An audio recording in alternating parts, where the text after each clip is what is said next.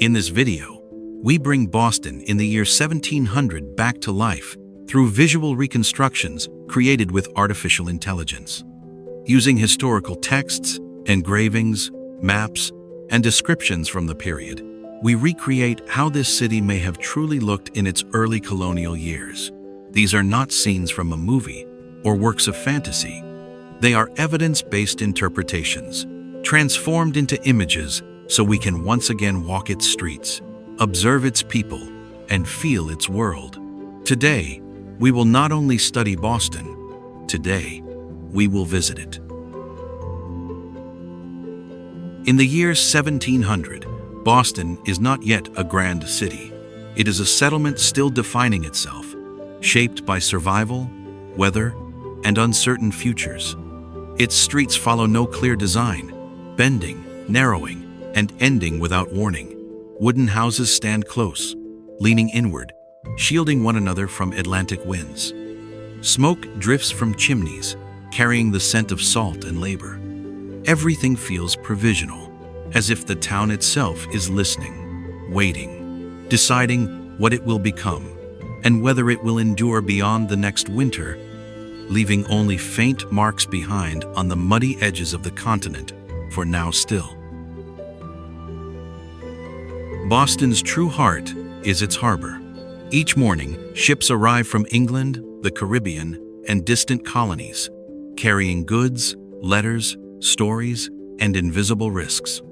Sailors unload sugar, timber, and barrels, while dockworkers trade gossip about storms, wars, and sickness. The sea feeds the town, but also unsettles it. A single vessel can change a family's fortune overnight. Here, opportunity and danger step ashore together, wrapped in the same tide, shaping lives before anyone can name what is coming, or who will be carried away next, quietly, without ceremony, without warning, into memory, rumors, and salt by the docks today still.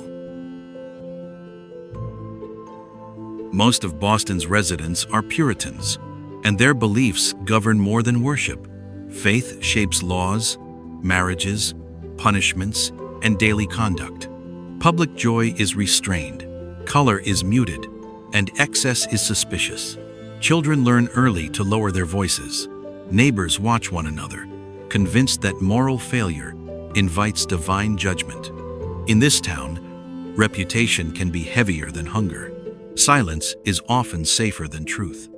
Yet beneath the calm, questions stir, quietly, about who decides, who belongs, and how long obedience can hold a growing world in place, unseen, unheard, until it finally speaks to everyone someday here, soon enough.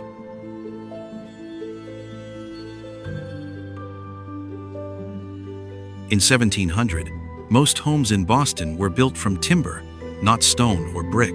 Fire was a constant danger, and several major fires had already destroyed large parts of the town in previous decades. Many houses held multiple families or boarders, especially near the harbor. Glass windows were expensive, so some homes used oiled paper instead. Heating came from fireplaces, which were inefficient and filled rooms with smoke. Clean water was limited, and waste disposal was poor, contributing to frequent illness. Living conditions were crowded, loud, and offered little privacy.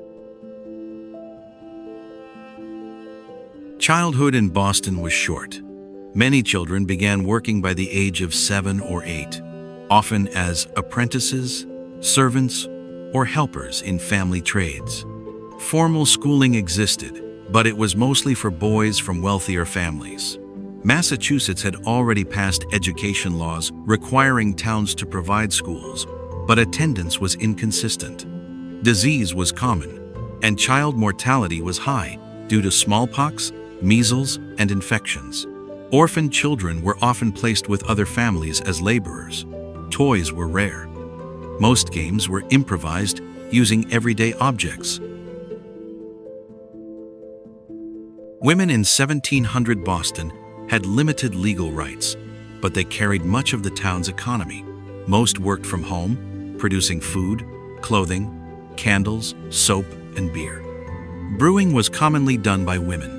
Some ran inns, shops, or small businesses, especially widows who could legally own property. Midwives were essential and often more trusted than male doctors. Women also handled medical care within families using herbal remedies. Their work was constant, physically demanding, and rarely recorded in official documents, even though daily survival depended heavily on them. Disease was a constant threat in colonial Boston. Smallpox outbreaks were especially feared and could wipe out large parts of the population. Other common illnesses included measles, influenza, tuberculosis, and dysentery. Medical knowledge was limited, and most treatment took place at home. Common practices included bloodletting, herbal remedies, and purging, which often weakened patients instead of helping them. Trained doctors were rare and expensive, so many families relied on midwives and experienced women for care. Quarantines were sometimes enforced, and infected houses were marked. Death was frequent and visible, shaping family life and social behavior. Slavery existed in Boston in 1700, though on a smaller scale than in the southern colonies. Enslaved people worked as domestic servants, dock laborers, craftsmen, and farmhands. Many were owned by merchants, ministers, and wealthy families. At the same time, Boston was home to one of the earliest free black communities in North America. Free black residents worked as sailors, laborers, and tradespeople. They lived under strict restrictions, faced discrimination, and had limited legal rights. Their presence shaped the city's workforce and daily life, even though their stories were rarely recorded in official histories. Boston enforced strict moral and social rules. Laws regulated clothing, behavior, church attendance, and work habits.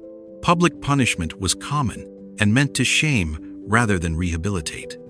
Stocks, pillories, and public whippings were used for crimes like theft, drunkenness, or disrespecting authority.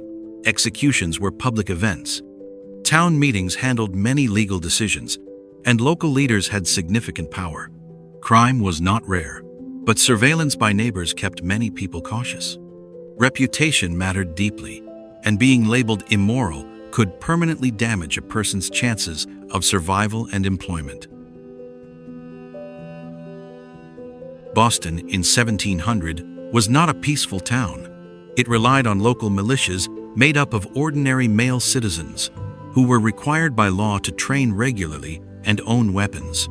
These militias were meant to defend the settlement from foreign threats, piracy, and uprisings. Fortifications guarded the harbor, including Castle William on Castle Island, which controlled access by sea. Cannons were positioned to protect trade routes and the port. Military drills were common in public spaces. Even daily life was shaped by the expectation that conflict could arrive suddenly and without warning. By 1700, Boston was already one of the most educated towns in British North America. Harvard College, located across the river in Cambridge, trained ministers, teachers, and future leaders. Printing presses were active, producing newspapers, pamphlets, and religious texts. Literacy rates were higher than in many other colonies. This constant flow of printed material helped spread ideas, news, and debate. Boston's population was growing, trade was expanding, and its influence was increasing. Though few residents could know it, the city was slowly becoming a center of political change that would soon affect the entire continent.